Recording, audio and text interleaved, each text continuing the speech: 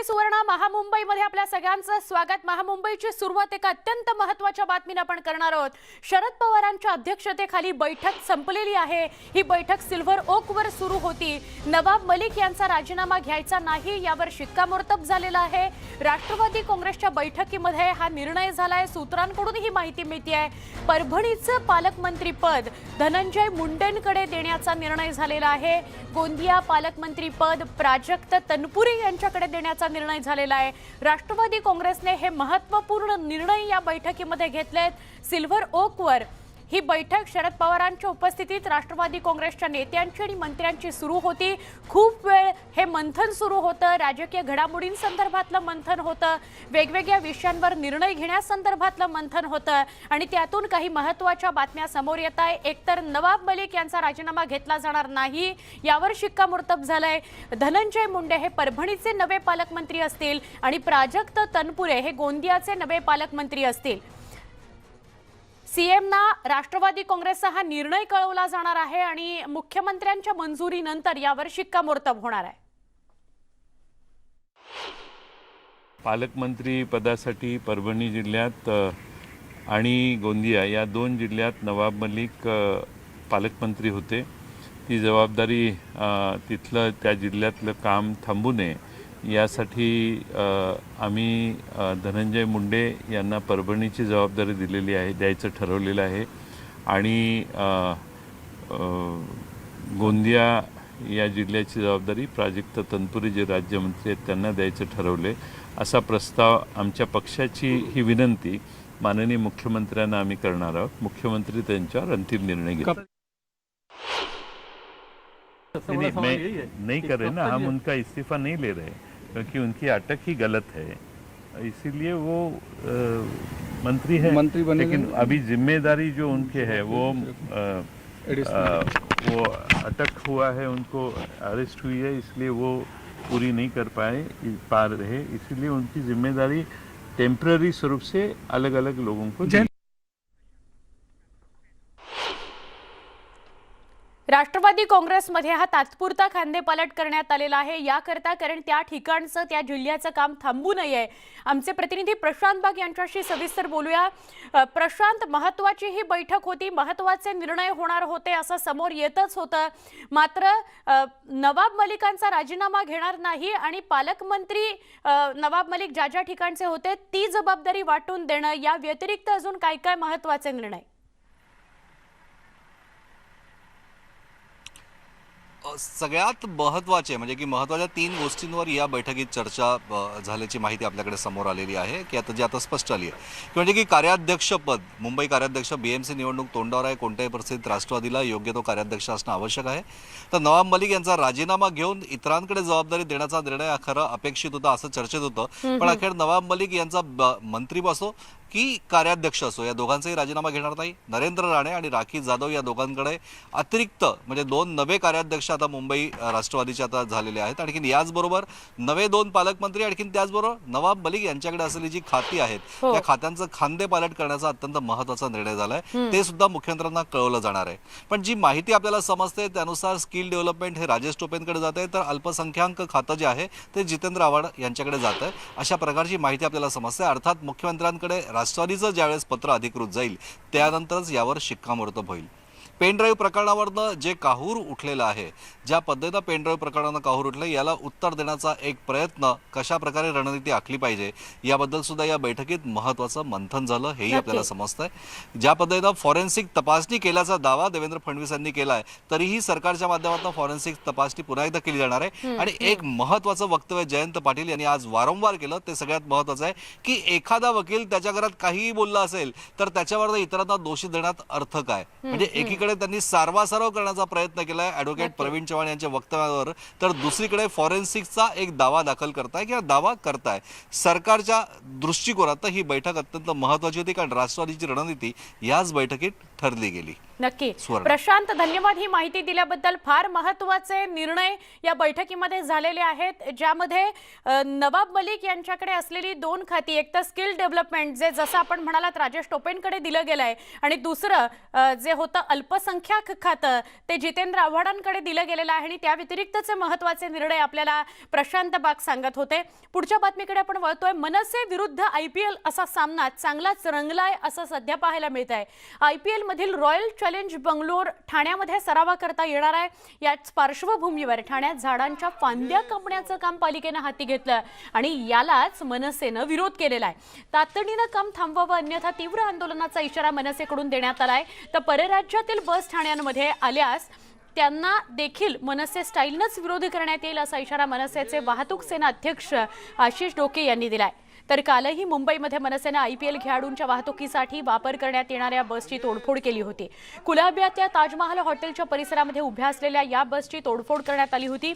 बस सेवेचं कंत्राट परराज्यातील व्यक्तीला दिल्याचा आरोप मनसेनं केला आहे.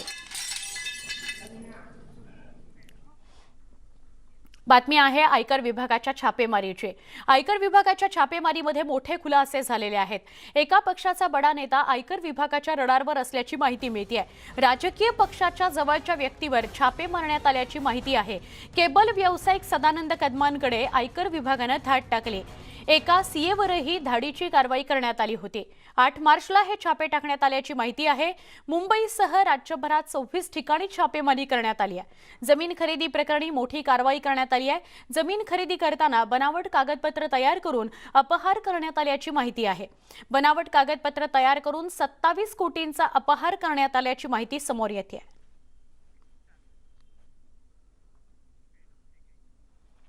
ठाणे राज्य उत्पादन शुल्क विभागानं मोठी कारवाई केली आहे. होळीच्या पार्श्वभूमीवर जवळपास 25 लाख रुपयांच्या भेसळयुक्त हातभट्टीच्या दारूवर कारवाई करण्यात आली आहे. ठाणे शहराच्या जवळच असलेल्या खाडी किनारा भाग आणि अन्य काही ठिकाणी धाडसत्र राबवत राज्य उत्पादन शुल्क विभागानं ही कारवाई केली आहे. या कारवाईमध्ये प्रामुख्यानं ड्रोनचा वापर करून ड्रोनच्या सहाय्यानं विविध ठिकाणांचा शोध घेत कारवाई करण्यात आली. या कारवाईमध्ये तब्बल 25 लाखांचा मुद्देमाल हस्तगत करण्यात आलाय.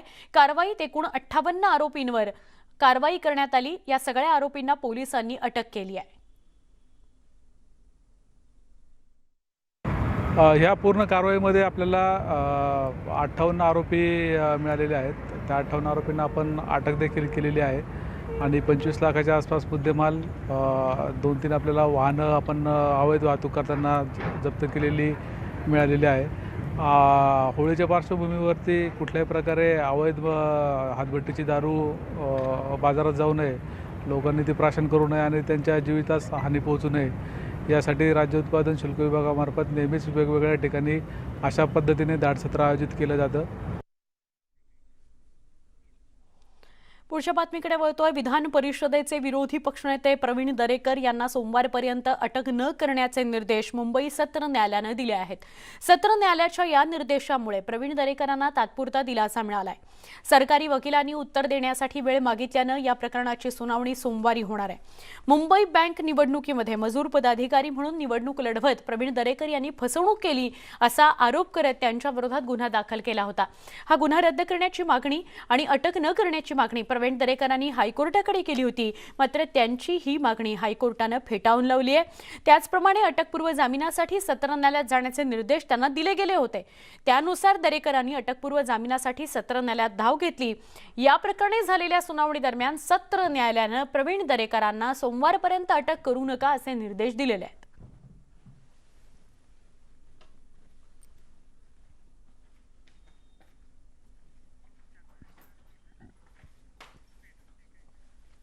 दरम्यान प्रवीण दरेकरांनी यावेळी बोलताना महाविकास आघाडी सरकारला लक्ष्य केलेलं आहे.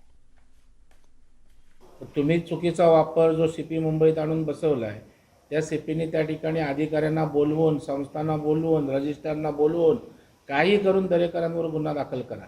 त्यांनी सांगितलं गुन्हा होत नाही, गुन्हा बसत नाही, नाही ते नंतर कोर्टात काय व्हायचं ते होईल, परंतु तुम्ही गुन्हा दाखल करा. अशा प्रकारे बायस पद्धतीने आयुक्त किंवा सरकारच्या दबावावर काम थोडं पोलिसांचं चालत असतं. त्याच्यामुळं आपला जो बाब्या आणि दुसऱ्याचं कार्ट आपण करतो त्या दबाव नाही, दुसऱ्या तपास यंत्रणा दबाव करतात. मला वाटतं कायद्याला हे अभिप्रेत नाही. कायद्यासमोर सगळ्या तपास यंत्रणा सेम असतात. कुठल्याही तपास यंत्रणांनी सूडबुद्धीनं त्या ठिकाणी कारवाई करता कामा नये, तेच कायद्याला अभिप्रेत आहे. चांदीवाल आयोगाचं कामकाज पूर्ण झाल्याची माहिती समोर येते आहे. हा अहवाल 23 मार्चला सीलबंद अहवाल तयार होणार आहे आणि सगळ्यात महत्त्वाची बाब म्हणजे माजी गृहमंत्री अनिल देशमुखांना क्लीन चिट मिळण्याची शक्यताही वर्तवली जाते आहे. या अहवालानुसार परमवीर सिंग आणि सचिन वाझेंनी केलेले आरोप वैध नसल्याचं समोर आलंय. सरकार दरबारी 100 कोटी वसुलीची कुठेही आरोपाची नोंद नसल्यानं अनिल देशमुख यांना दिलासा मिळू शकतो.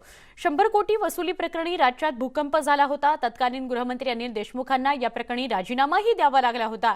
त्यानंतर सरकारने चौकशी करता चांदीवाल आयोगाची स्थापना केली होती. दरम्यान आता या आयोगाचं कामकाज पूर्ण झालं असून आयोगाच्या वकिलांचा युक्तिवाद पूर्ण झालाय.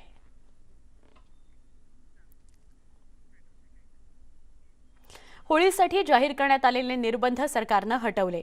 त्यामुळे होळी आणि धुळवड, धुलीवंदन किंवा रंगपंचमी असे यावर कुठलेही निर्बंध नसणार आहेत. या निर्णयामुळे सरकारने नागरिकांना मोठी खुशी दिलेली आहे किंवा दिलासा दिलाय असं आपण म्हणू शकतो. हा दिलासा जरी असला तरी नागरिकांनी दक्षता मात्र घ्यायची आहे. साधेपणानं सण साजरा करायचा आहे असं आवाहन सरकारनं केलेलं आहे. दरम्यान कालच होलिका दहन आणि रंग खेळण्याविषयी नियमावली जाहीर करण्यात आली होती. त्यानुसार रात्री 10 वाजण्याच्या आधी होलिका दहन करण्याची मुभा होती. आता मात्र कुठलेही निर्बंध असणार नाहीये. डीजे संदर्भातले निर्बंध सुद्धा उठवण्यात आलेले आहेत. त्यामुळे उत्साहात होळी आणि धुळवड साजरी होणार आहे. मुंबईत परळ इथल्या कामगार मैदानावर परळ सार्वजनिक नवरात्रोत्सव मंडळातर्फे कोरोनारूपी होळीचं दहन करण्यात आलं. यावेळी अरविंद सावंत उपस्थित होते. त्यांनी भाजपवर टीका केली. या सगळ्याविषयी अधिक सांगतायत आमच्या प्रतिनिधी सुस्मिता भदाणे पाटील. आजपासून होळीच्या उत्सवाला सुरुवात झाली आहे. होलिकाचं दहन करण्यात आलंय. कोरोनारूपी होलिकाचं दहन इथे करण्यात आलेलं आहे. परेल इथल्या सगळ्या नागरिकांनी ही होळी केलेली आहे. खरं तर कोरोना आपल्यातनं गेला आहे आणि म्हणून होळीचा उत्सव आनंदाने साजरा केला जातोय. अरविंदजी, तुम्ही स्वतः सुद्धा सहभागी झालात, काय सांगाल? मला वाटतं कोरोनाचा गेलाय संकट असं आपण म्हणतोय, पण दरम्यान पुन्हा चीनमधली बातमी पुन्हा उद्या आलेली आहे. ती सगळं भय निर्माण करते.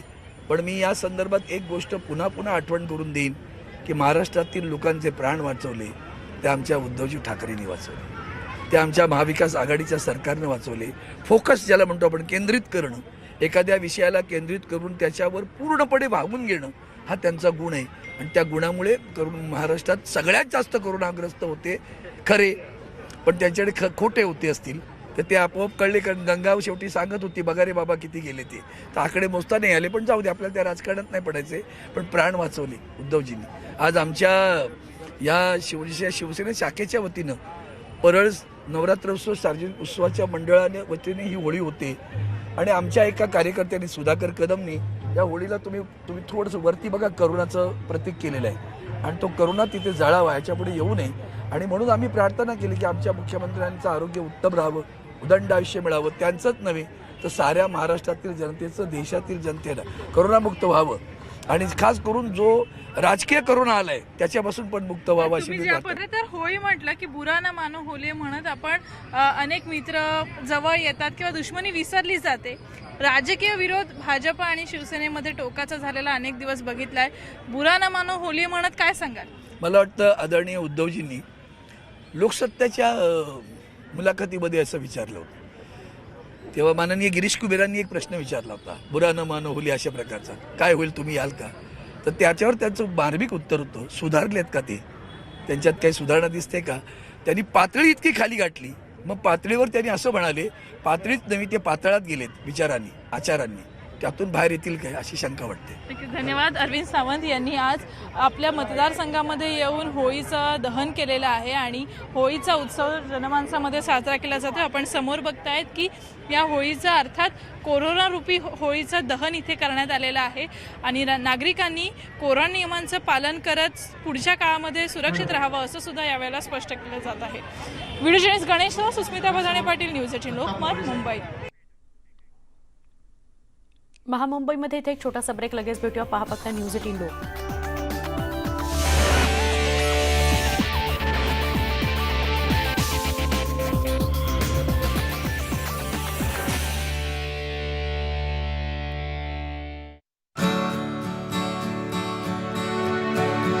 वेगवेगळे वेगवेगळे गंध हे रंगांमध्ये मिक्स करून आम्ही रंगगंधाची निर्मिती केली.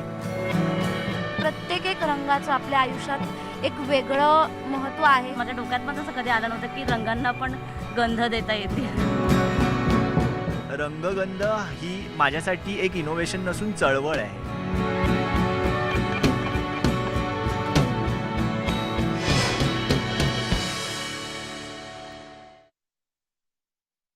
सांगितलं इरेनाची मोठी मुलगी तिच्या कामामुळे तिच्यासोबत येऊ शकलेली नाही हे दुःखदायक असल्याचं तिनं म्हटलं.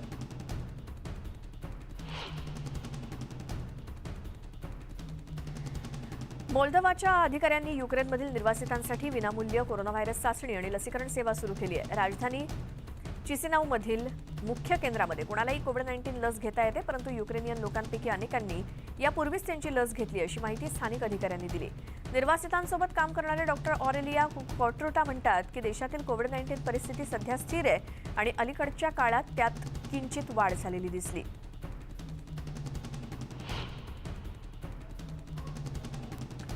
जागतिक आरोग्य संघटनेनं युक्रेनला आतापर्यंत 81 टन वैद्यकीय सामग्री पाठवली. राजधानी कीव्हमध्ये हा साठा पोहोचल्याचं संघटनेचे संचालक टेड्रॉस यांनी सांगितलं. आणखी सामग्रीही पाठवणार असल्याचं टेड्रॉस म्हणाले. युद्धामुळे 20 लाख नागरिक विस्थापित झालेत आणि ही संख्या आणखी वाढतेच आहे. युक्रेनला जागतिक स्तरावरून सुद्धा मोठी मदत पोहोचते. वर्ल्ड फूड प्रोग्रामनं अन्नपदार्थ आणि अर्थसहाय्य करण्यासही सुरुवात केली आहे. याद्वारे 50 लाख नागरिकांना मदत केली जाते.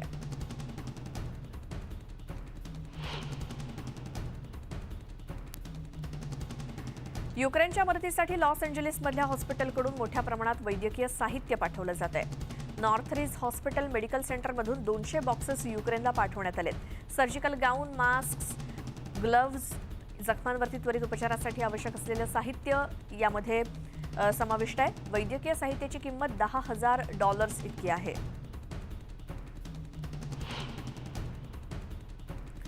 कॅलिफोर्नियाचे गव्हर्नर गॅविन न्यूझम यांनी मंगळवारी युक्रेनला पाठवल्या जाणाऱ्या आपत्कालीन वैद्यकीय मदत पॅक करण्यासाठी मदत केली, कारण ही मदत रशियाच्या आक्रमणापासून बचाव करण्यासाठी होती. निर्वासितांसाठी beds, wheelchairs, oxygen concentrators, wheelchairs आणि वैयक्तिक संरक्षणात्मक वस्तूंचा पुरवठा कॅलिफोर्नियाकडून केला जातोय. कॅलिफोर्निया आधारित मानवतावादी मदत संस्था डायरेक्ट रिलीफद्वारे पुरवठा युक्रेनला करते. युक्रेनमध्ये युद्धामुळे अनेक कुटुंबांची ताटातूट झाली आहे, तर काही मोठी कुटुंब एकत्रित प्रवास करण्यापेक्षा 2 गटात विभाजित होत आहेत. 2 वेगळ्या मार्गांनी प्रवास करताना दिसत आहेत. त्यापैकीच एक कुटुंब वारसामधील बसस्थानकावरती विभक्त होण्यापूर्वी एकत्र आलं होतं. कीवची रहिवासी कॅटरीना शुक्रवारी तिच्या आई वडिलांना भेटली. हा अत्यंत भावूक क्षण होता, कारण कोणत्याही क्षणी काही होऊ शकतं आणि कदाचित ही माझी आई वडिलांबरोबरची शेवटची भेट असू शकते अशी भावना कॅटरीनानं व्यक्त केली. वेगळ्या मार्गाने प्रवास करणाऱ्या कुटुंबांना बसेस पोलंडच्या राजधानीतून स्पेन आणि युकेसह युरोपच्या इतर भागांमध्ये घेऊन जात आहेत. आश्रयस्थानांमध्ये आश्रय घेण्याचा प्रयत्न केला. कॅन्सरवरती उपचार घेत असलेली युक्रेनमधील सुमारे 60 निर्वासित मुलं शनिवारी युक्रेनच्या सीमेलगतच्या मेडिका या पोलिस शहरामध्ये वैद्यकीय ट्रेनमधून पाठवण्यात आली. मेडिका येथील वैद्यकीय पथकातील कर्मचाऱ्यांनी आजारी मुलांसह पालकांना ट्रेनमध्ये चढण्यास मदत केली. ही ट्रेन त्यांच्यापैकी काहींना वॉर्सा आणि किल्सेमधील रुग्णालयामध्ये घेऊन गेली. वॉर्सा हॉस्पिटलकडून सांगण्यात आलं की आतापर्यंत या ट्रेननं युक्रेनमधून 120 कॅन्सरग्रस्त मुलांना पोलंडला पोहोचवलंय. त्यांच्यापैकी काहींना उपचारासाठी पुढे इटली किंवा जर्मनीला हलवलं जाईल.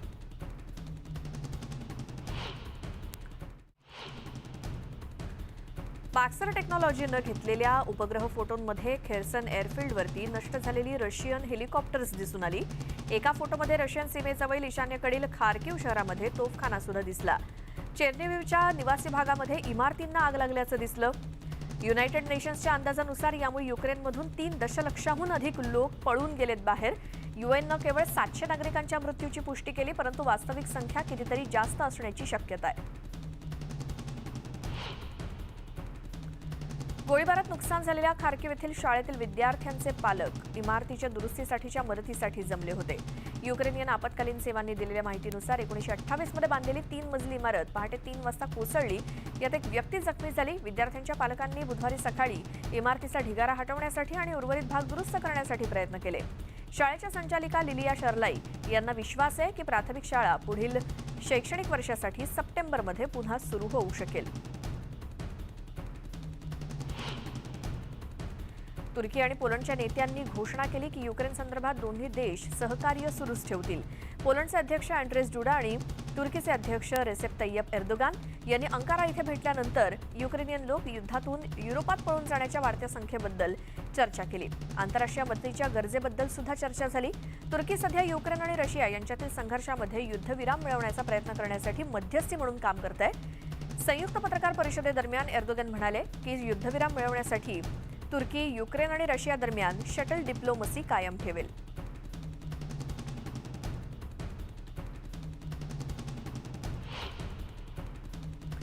वोल्नोवाखा या युक्रेनियन शहरामध्ये गेल्या आठवड्याच्या अखेरीस रशियाच्या तावडीत अडकल्यानंतर अनुभवलेल्या प्रचंड विनाशाचं मूल्यांकन करायला सुरुवात झाली.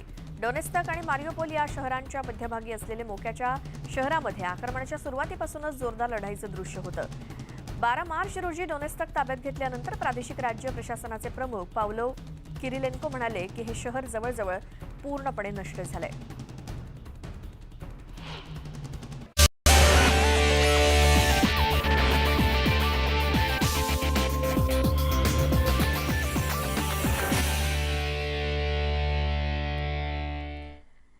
महामुंबईमध्ये पुन्हा एकदा स्वागत. कोरोनाचं संकट तीव्र असताना मुंबई महानगरपालिकेनं ऑक्सिजन प्लांट उभारण्याचं कंत्राटदारांना दिलं होतं. या कंत्राटात भ्रष्टाचार झाल्याचा आरोप विरोधकांकडून केला जात होताच, मात्र आता यात एक धक्कादायक माहितीही समोर येते. 19 ऑक्सिजन प्लांट्सपैकी केवळ 2 प्लांटचंच काम निर्धारित वेळेत पूर्ण झालं. ऑक्सिजन प्लांट उभारण्यामध्ये झालेल्या विलंबाबद्दल पालिकेनं या कंत्राटदारांना 4 कोटींचा दंड ठोठावलाय. मात्र यानंतर कंत्राटदारांनी पालिकेविरोधात न्यायालयात धाव घेतली आहे.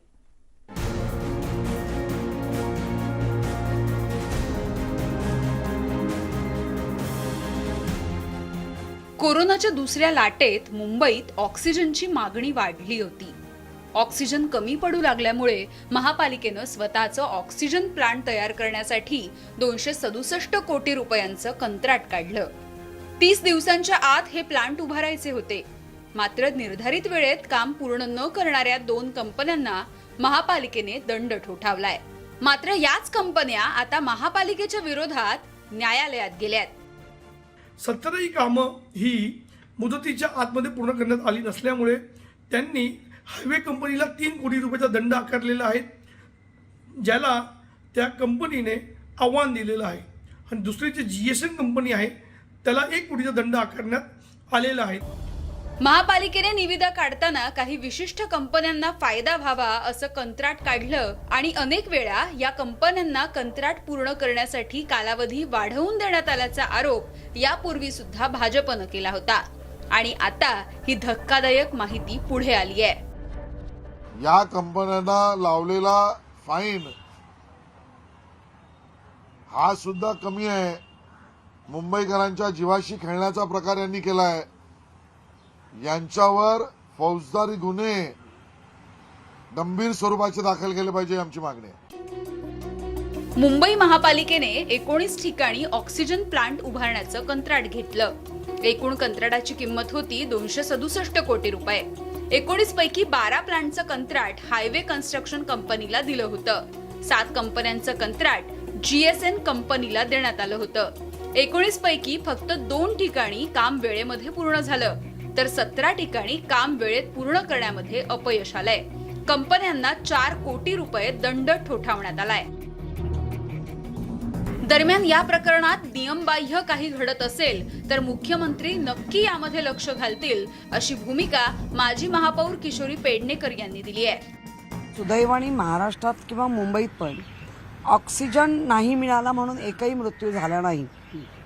आणि इतर राज्यांमध्ये जे ऑक्सिजन विना मुलं तडफडून गेली ते बघता क्षणी मुंबई महानगरपालिकेने जर निर्णय घेतला असेल टर्म अँड कंडिशन टाकून की तुम्ही एक तर वेळेत द्या, वेळेत नाही दिला तर तुम्हाला दंड लागेल.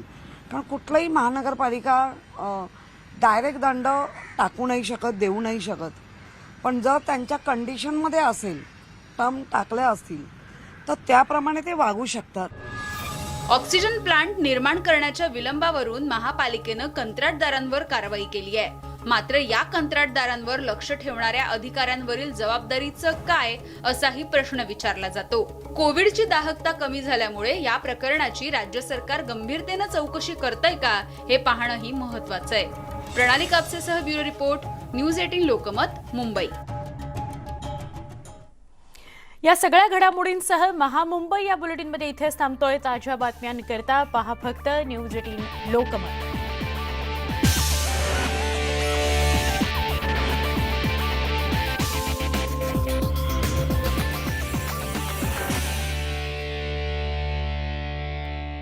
तोल